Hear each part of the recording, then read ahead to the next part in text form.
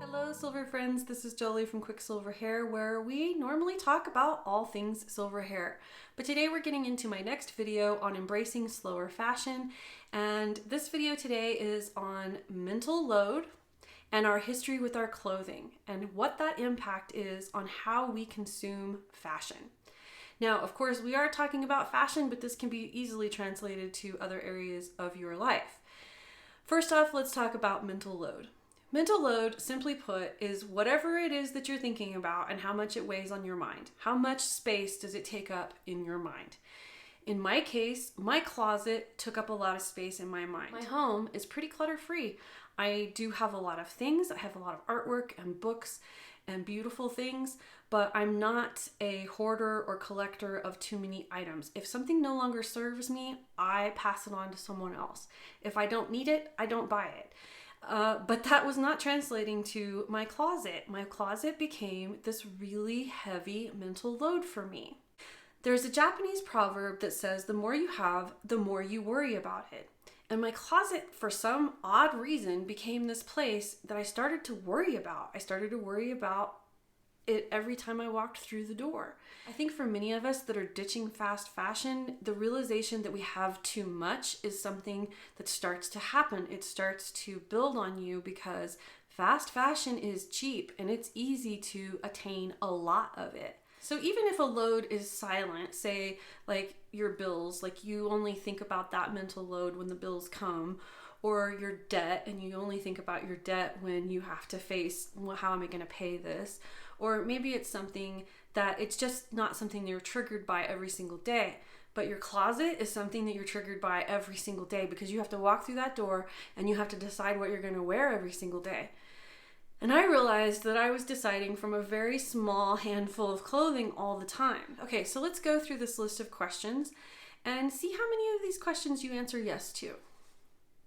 Do you think about how much stuff you have? Do you think about the impact that that stuff has on our environment?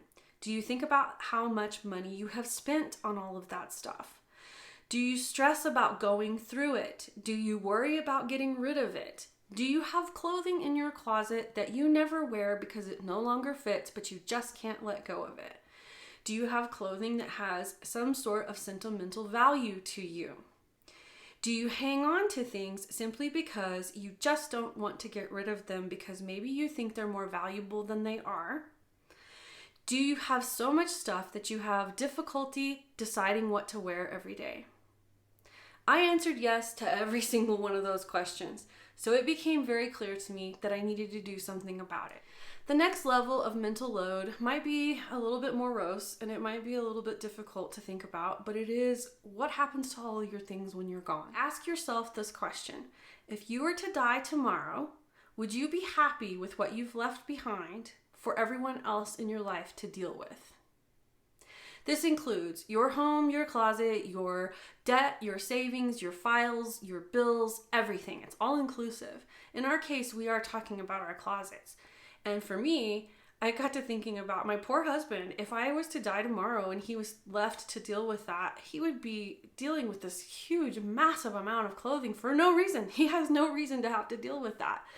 And I know that that seems really strange to be thinking about, but a messy, complicated life is disrespectful to our loved ones. And I felt like in all of our house, I had this one space that was really messy and really disrespectful to us as a couple. I think about this kind of stuff simply because we are a child-free household, and I often think about what's going to happen to all of our things when we're gone because, you know, what's going to happen? I mean, I'll probably have some friend or niece or nephew or somebody that it may be passed on to, but you see how it can be part of the mental load. When that thought is triggered, I have to think about what's going to happen to all of these things when I'm gone. The reality is that at some point in your life, you will have to deal with someone else's things, and at some point, someone is going to have to deal with all of your things. And loving your family means making sure that is as easy as possible, I think. Anyway, so moving on. Let's talk a little bit about feng shui. When I was in high school, I wanted to be an interior designer. And in my 20s, I studied feng shui by myself a lot. I got several books. I practiced the art form in my own home. I actually was hired by several people to come into their homes and do feng shui for them. What evolved out of feng shui for me was not necessarily following all of the rules of feng shui, which they're pretty interesting rules. They're pretty strict. But the basics of feng shui is to have flow in your space. You want energy to flow. You want your space to feel calm. You want it to feel inviting. You want it to feel also energetic and happy. You don't want it to feel heavy and dark and dingy and dirty and crowded. See where I'm going? You want to be able to move through your home freely. You don't want to have to go around pieces of furniture. You don't want to have to bump into things in the night. That's all to do with feng shui. And I found that I couldn't stand going in my closet because I was bumping into things. There was piles of things. There was things I would have to dig out to get to the thing on the bottom. And I realized that here I am, somebody who practices the art of feng shui in my home, and my closet was like this disaster area. So if you do practice feng shui, you might want to look into that, look into your books and see how to help clean up that space for you. So energetically, it is more appealing to you. The next question is minimalist or not? You don't have to be a minimalist to embrace slower fashion. You just might want to look at downsizing a little bit. You might want to consider that what you do have is too much. I am by no means a minimalist, and I probably never will be, because I love beautiful things. I love artwork. I love beautiful fabrics. I love books and rocks, and so I have a lot of stuff. But what I have honed down to things that I love and I admire or I find useful. And in that way, I have started to live a more minimalist life. I am not going to be one of those people that has a chair with a lamp and a book. That's not going to happen. I'm going to have a chair, a blanket, and a bookshelf. That's just me. That's my life.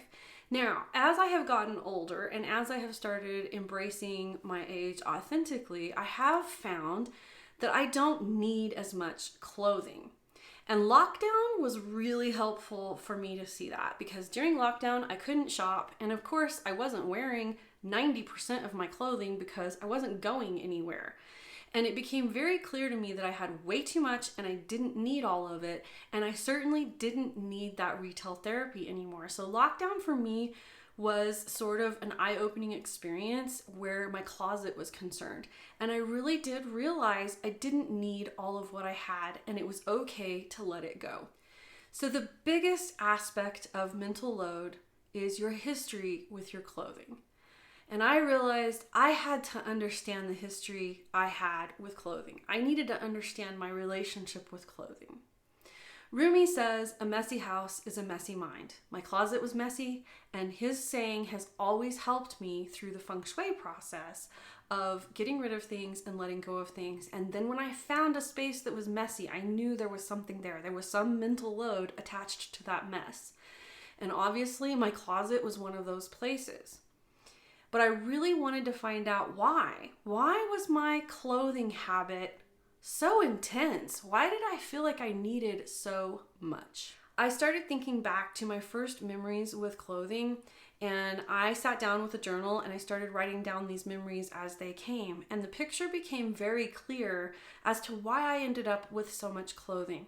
I encourage you to do this because it's pretty eye-opening. It's a very enlightening process. So briefly, I will share some of my history with clothing with you now. I grew up with a single father, and it was just the two of us most of the time. He was a body shop manager at our dealership in a small town. We lived in a resort town in New Mexico that was a ski resort and horse racing town. I grew up with a lot of very wealthy kids because of being in a resort town. And I knew very quickly that clothing equaled status. I was not a girly girl. I grew up with my father. We were in garages all the time. We were at the body shop all the time. We were at the drag races on the weekends. So being, a dressy girly girl was not cohesive to that lifestyle. So I was always in t-shirts and jeans. As a matter of fact, one of my school photos is obviously Dad was caught by surprise and somebody forgot to give him the tomorrow's picture day slip.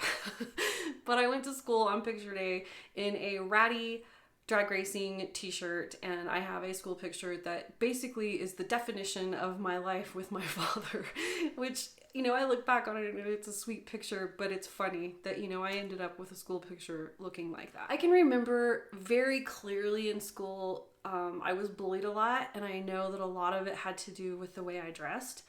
And I can remember very clearly I wanted to be a popular girl. I wanted to be wearing the cool clothes. And I can remember Guess jeans were all the rage. And I just desperately wanted a pair of Guess jeans.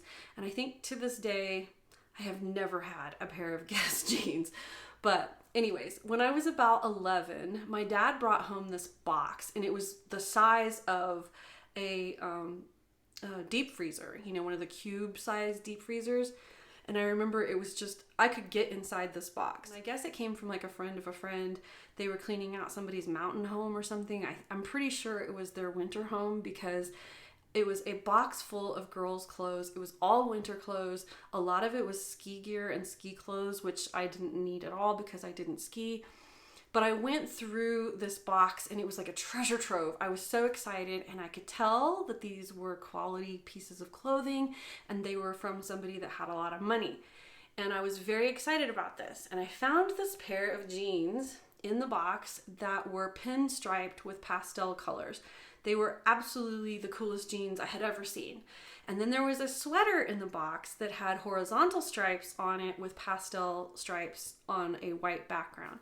And I was so excited because I thought, just color-wise, that those jeans and that sweater went perfectly together, and I laid them out, and I remember being so proud of myself and so excited to go to school the next day. And I got to school and I was teased mercilessly that day, and it was horrible because I had put horizontal stripes with vertical stripes. Who did I think I was? It was just one of those days that goes down in your history book and you never forget it. And I don't think I ever wore those clothes again. I don't think I ever wore that pair of jeans or that sweater again, because it was so horrible to be teased so badly over something that I was so excited about. And I just remember that was a time when I realized no matter what I did, I was probably never going to fit into these groups that I wanted to be a part of. I also learned from that box that Irish wool cannot be put in the washing machine and the dryer. There was a beautiful Irish wool sweater in that box, and I did our laundry, and I did our laundry one day, and out came that sweater out of the dryer, and it was about that big. And I felt horrible about it, but I learned a valuable lesson that way. You know, I learned that I could not wash wool in the washer. Anyway, moving on. So just a short year later, my oldest sister died at the age of 21, and it was obviously very unexpected. My sister worked in a shopping mall. She lived in New Hampshire, and she had some of the coolest things in the world. And my mom blessed me by packing up the majority of her clothing and her jewelry and sending it to me. I got those boxes, and my sister was my guardian angel. She always has been. And I felt like my guardian angel was giving me a guiding hand into having nicer, trendier, cooler clothes. Because of course, you know, she was working in a mall, so she was, you know, current on trends. She was very gaudy, so she had a lot of things, and I was able to raid my sister's closet with full permission whenever I wanted, and that was, you know, pretty cool. That was a pretty good blessing, and I can remember that's when I really started stepping into playing with clothing and stepping into being more feminine. I still was very attracted to jeans and t-shirts. So cut to a couple of years later, I'm in high school, I'm in marching band, I have to be on the field at 7 a.m. and I had crammed my freshman, sophomore, and junior year with as many classes as I could because I wanted to graduate high school early. So I was, you know, if I wasn't practicing music, I had my nose in a book. And you don't need clothes for that except for jeans and t-shirts. You really just don't need much beyond being comfortable and being able to get through your day. I remember when the song by Garth Brooks came out, Two of a Kind Working on a Full House. There's a line in that song that says, her favorite dress is her faded blue jeans. And I couldn't have identified more with a statement in my life. So really, that song is kind of like this little theme throughout my clothing.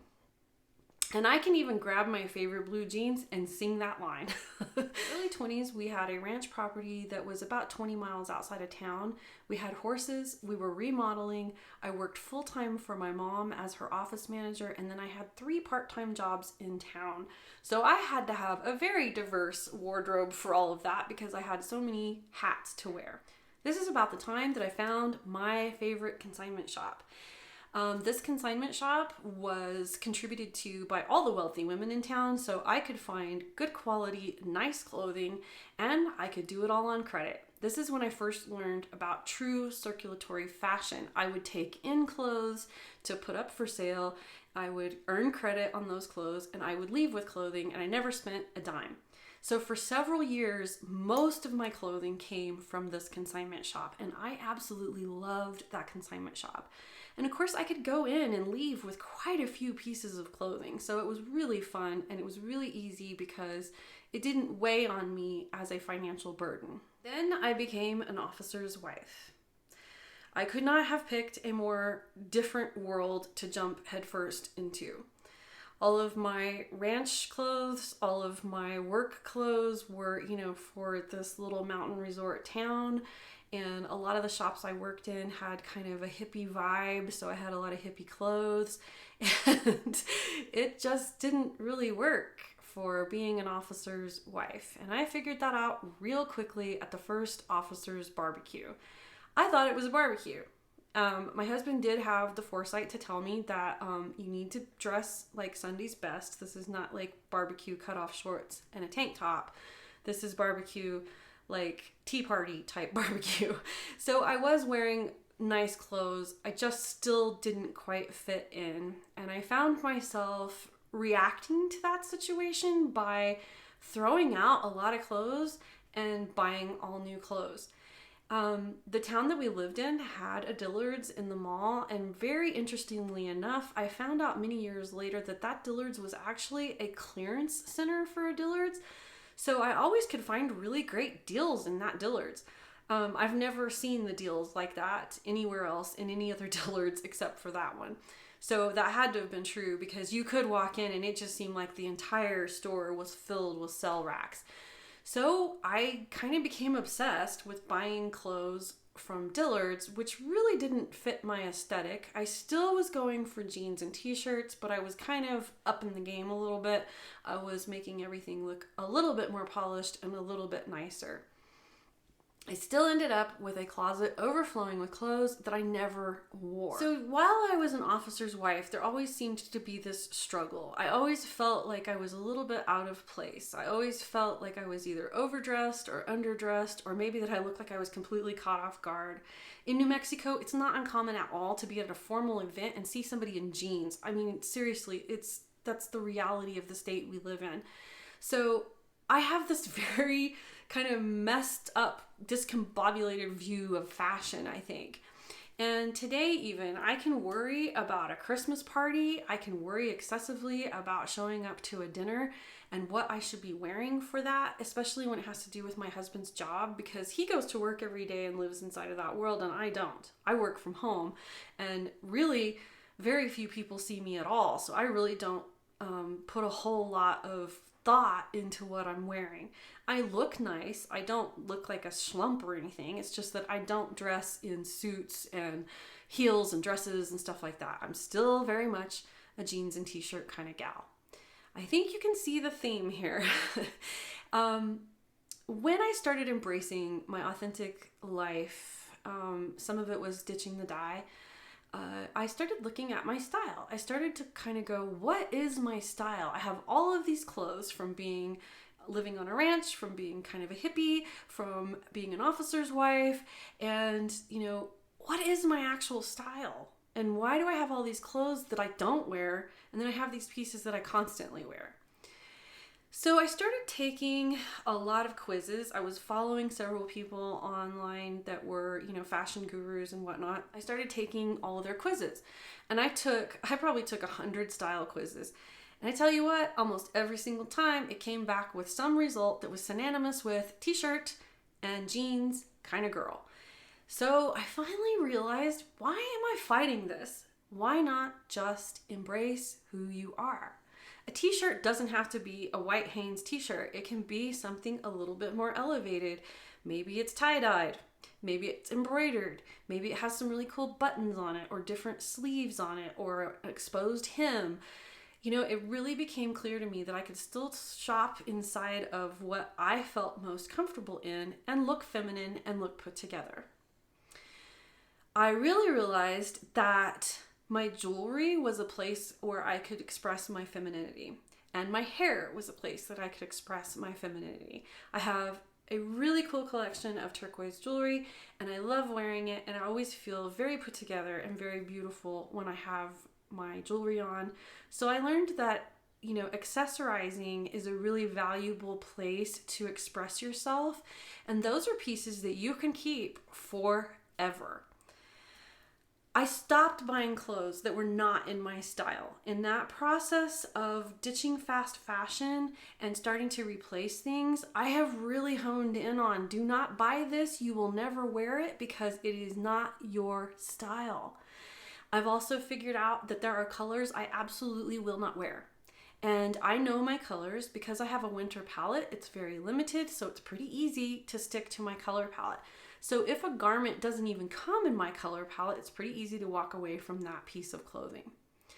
So you can see here how my history led to why I ended up with so much in my closet and how I could eliminate some of those things. Clearly, often we are getting dressed for a job, our social life, our lifestyle, our children's school, whatever the case may be. You might be getting dressed for something that's not being dressed for you. I did really figure out that finding out what your style is, finding out what your colors are, and finding out what you will wear and sticking to it are pivotal in how much you consume. Because you will not buy the things that don't fit inside those parameters. So I hope you can see through all of that I learned something from my history with my clothing. I learned something from my mental load about my clothing. It helped me hone in on what I was going to buy, what fit inside of my style, what fit inside of my colors, what to avoid, so that I didn't have clothes hanging in my closet that I was never going to wear. And if you try this, I hope you are able to have as much discovery as I did in this journey. I realized that it's okay for me to be this person, a t-shirt and jeans kind of gal. I can elevate it, I can dress it up, I can accessorize it, and I can be 100% comfortable being me. Take the time to do this for yourself because I think it's really valuable. Alright, so that's it for this video. I promise in the upcoming videos on slower fashion that they will be more about shopping lists, what kind of companies to look for, and learning a little bit more about how to embrace slower fashion in the sense of purchasing those clothes. I am working on the ebook. I will link that in all of my fashion videos at some point when it is finished. It will be in the description box below when I get that worked out. The best way to know when I have dropped that ebook for you will be to sign up for my email list. That opt-in is in the description box below, so you can just open that below, click that link, and go over and sign up to my email list. While you're down there, if you found this video helpful, please hit that like button.